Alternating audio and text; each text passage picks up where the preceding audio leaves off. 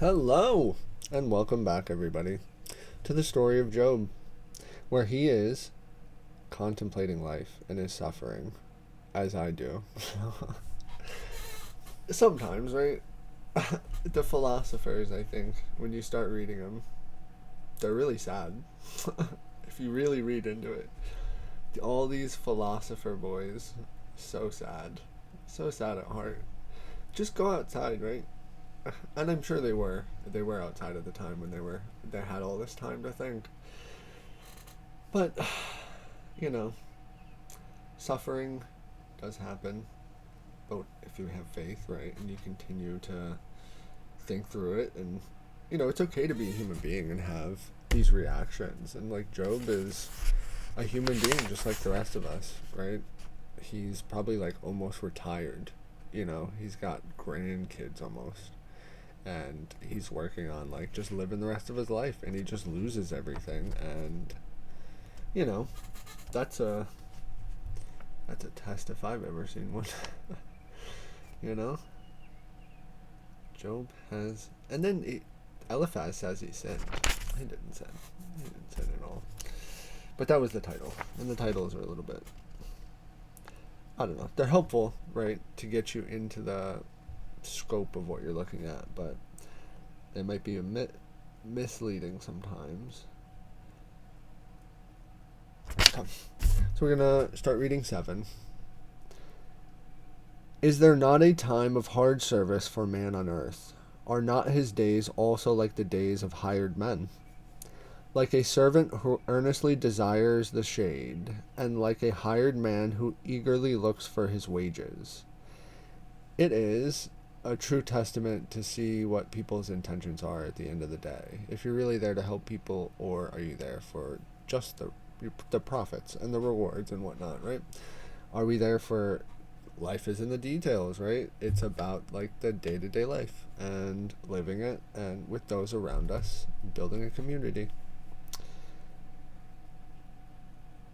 And that's what you're doing, right? When you hire people as well and you have a business, like, that is exactly what you would look for. Or when you're training your employees, right? And you can kind of see their actions and why they're there after a certain point. Once they're fully trained and they're able to kind of do their own thing on their own volition, and you're not like, in the beginning you have to tell them what to do, and you have to train them, and you have to micromanage them quite a lot sometimes. But eventually they learn, and then they're able to do their own thing, and it's like tube growing a baby almost, and then raising it, because it's not my kid, but they act like it sometimes. But we are all allowed to act all the ages at some point in your life, right? We're all human beings. Oh, the grace of God extends to all.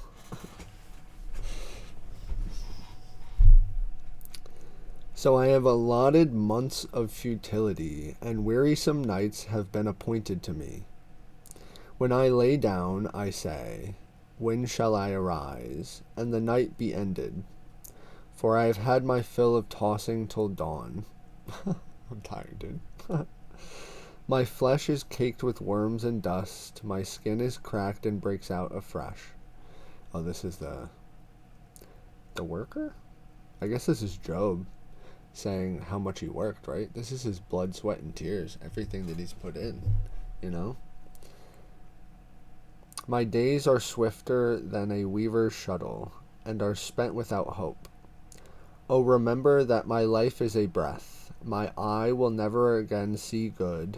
That's a little pessimistic. The eye of him who sees me will see me no more. Oh, poor Job, it'll be okay. While your eyes are upon me, I shall no longer be. As the cloud disappears and vanishes away, so he who goes down to the grave does not come up. He shall never return to his house, nor shall his place know him any more.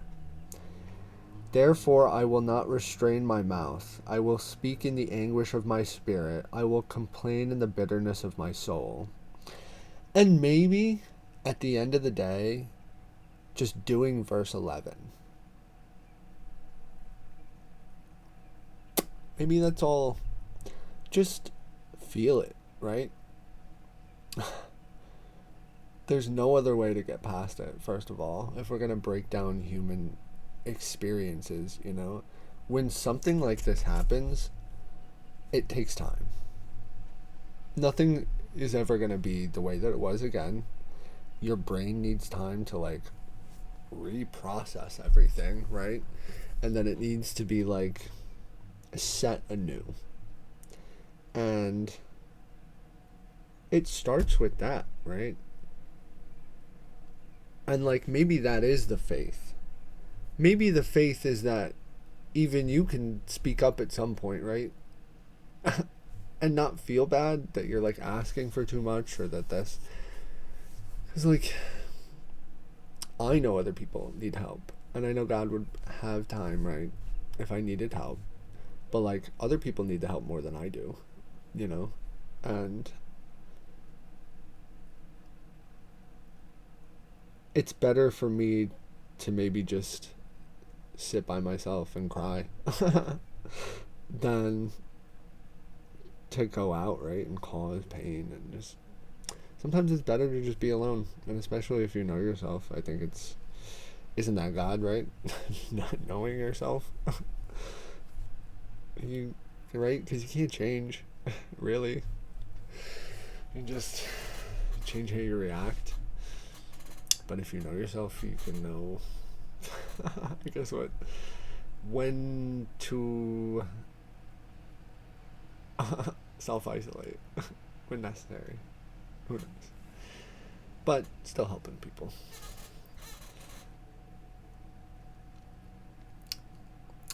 Am I a sea or a sea serpent? Like, are you the ocean in which everything lives? Or are you a snake? Or am I? Is he a big fish or a small fish? Is that what he said? That you set a guard over me. When I say my bed will comfort me, my couch will ease my complaint. Then you scare me with dreams and terrify me with visions, so that my soul chooses strangling and death rather than my body. I loathe my life, I would not live forever. Let me alone, for my days are but a breath. And dreams are probably a big thing too. And, right, did it say Job didn't have, like, visions, right? I don't think. But I'm sure afterwards the man has some, well, maybe he's saying that those visions of what he's seeing, man's got PTSD. And I think that's kind of causing him to not want to be here anymore, a little bit. And he's being honest about it, right? And that's good. And he's feeling his feelings. He's feeling that anguish in his soul. And that's a good thing at the end of the day, right? Because if you feel it, nobody else has to feel it. Nobody else has to feel it. And that's a character trait that I've seen in some people, but, like, the feeling of reciprocity, or sometimes, like, when you hurt somebody, they need you to feel the same hurt that they did to almost, like, rectify the situation in real life. And they say that going forward kind of thing, and not have, like, some passive aggressive comment in the future, or have it come up later, you know, not have it be fully resolved.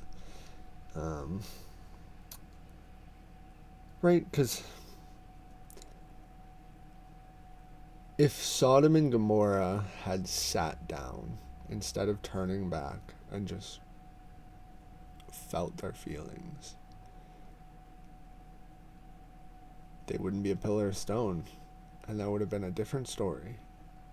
So, you know, it's okay to feel and to be a human being and to express yourself, and not everybody has to like you, and not everybody has to agree with you. At the end of the day, we all serve the same God, and we're all on the same plane of existence, living the same life. And we all really need to be nicer to each other and nicer to yourself, and everything will be alright.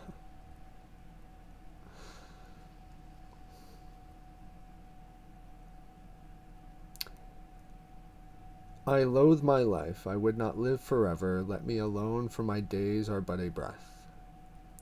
What is man that you should exalt him, that you should set your heart on him, that you should visit him every morning and test him every moment? How long? Will you not look away from me and let me alone till I swallow my saliva? Have I sinned? What have I done to you, a watcher of men? Why have you set me as your target, so that I am a burden to myself? Why then do you not pardon my transgression and take away my iniquity? For now I will lie down in the dust, and you will seek me diligently, and I will no longer be. So, I guess I'd be doing this too. I'd be like, what? Why me? Why me? But somebody has to be that guy, Job. Somebody has to play that role and fill that, right?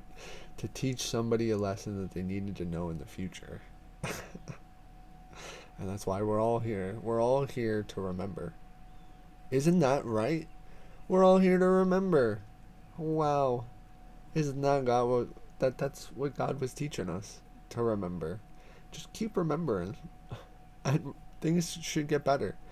And regardless of what you do, right, treat each other like God would. You have to forgive each other for everything. It don't matter, for small things. Don't be murdering people, right? You still have the 10 Commandments, but be nicer, forgive, be.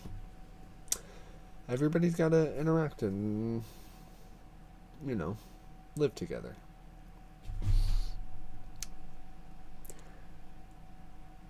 I think this is Job's other friend, so we're now in chapter 8, Bildad. Oh, and Shuhite. So he had 3 friends beside Eliphaz. Sorry. So Eliphaz is probably still sitting there. And then Bildad and Shuhite answered and said, how long will you speak these things, and the words of your mouth be like a strong wind? Does God subvert judgment, or does the Almighty pervert justice? If your sons have sinned against him, he has cast them away from their transgression. If you would earnestly seek God and make your supplication to the Almighty, if you were pure and upright, surely now he would awake for you and prosper your rightful dwelling place. Though your beginning was small, yet your later end would increase abundantly. For inquire, please, of the former age, and consider the things discovered by their fathers.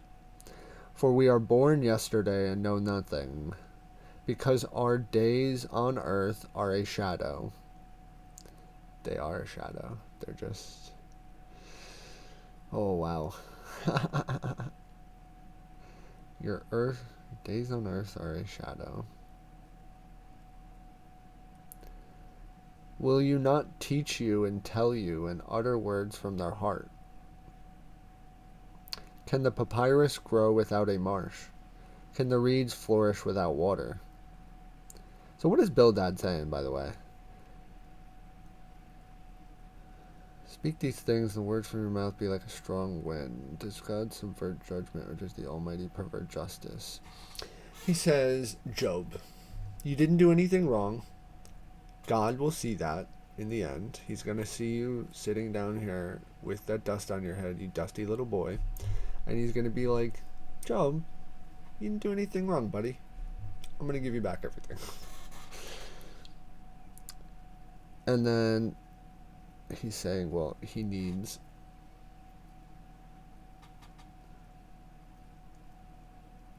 needs stuff to do that, though, right? He's saying, can a papyrus grow without a marsh? I don't think it can grow without water, which is what he's saying. The environment. Can the reeds flourish without water, right? And yet it is green and not cut down. It withers before any other plants or the paths of all who forget God. While it is yet green and not cut down, it withers before either plants or the path. Right. So when I said remember, we're all here to remember, dudes. Dudes, dudettes, everybody, all the generations, everybody, old, small, little, frogs. We're all here to remember. Stop forgetting. It's not good for you. And the hope of the hypocrite shall perish. Yeah.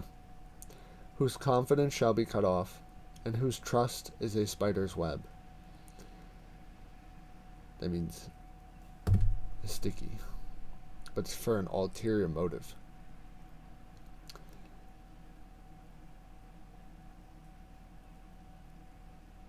He leans on his house, but it does not stand. He holds it fast, but it does not endure. He grows green in the sun, and his branches spread out in his garden. His roots wrap around the rock heap and look for a place in the stones. If he is destroyed from his place, then it will deny him, saying, I have not seen you. I have not seen you. Behold, this is the joy of his way, and out of the earth others will grow. Behold, God will not cast away the blameless, nor will he uphold the evildoer. He will yet fill your mouth with laughing, and your lips with rejoicing. Those who hate will be clothed with shame, and the dwelling place of the wicked will come to nothing.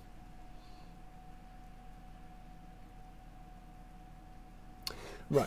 God knows your intentions. What is he talking about?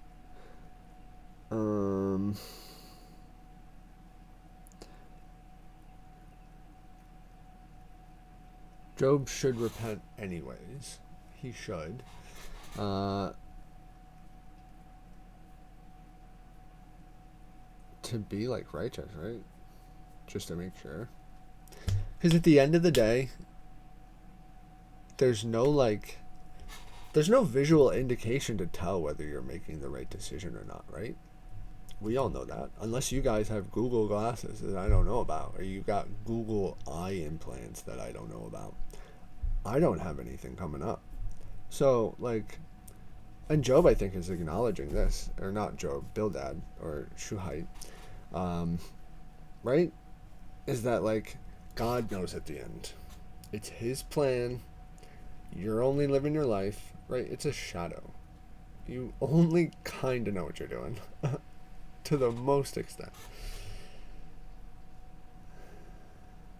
And then you just kind of exist where God's plan, either you fit into it or it's not there. Because otherwise, right, if God's plan comes, you're going to get crushed as well. So, I know. Maybe it's not, it's the realistic view, though, right? And that Peter denied. I don't know why he did that, but maybe it's to say that life is more valuable than your human emotions, or I don't know, right? He wasn't supposed to cut his ear off. That was right. Apparently, right in the garden when they go to arrest him, Peter cuts the servant of Casa Petropopia. So we should be able to find it relatively fast.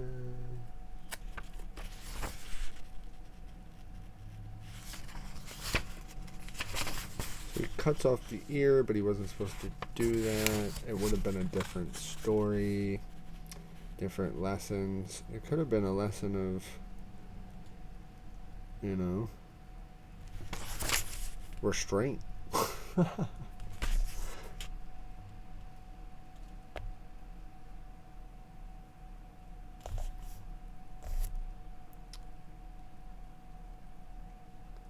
Then Simon Peter, having a sword, drew it and struck the high priest's servant and cut off his right ear. The servant's name was Malchus, and he was the servant of one of the, I think, Pharisees. Caiaphas. So he's a servant of Caiaphas. Malchus. Huh. But like, isn't that how interpretation's supposed to work? So we're supposed to take situations from the past to the future.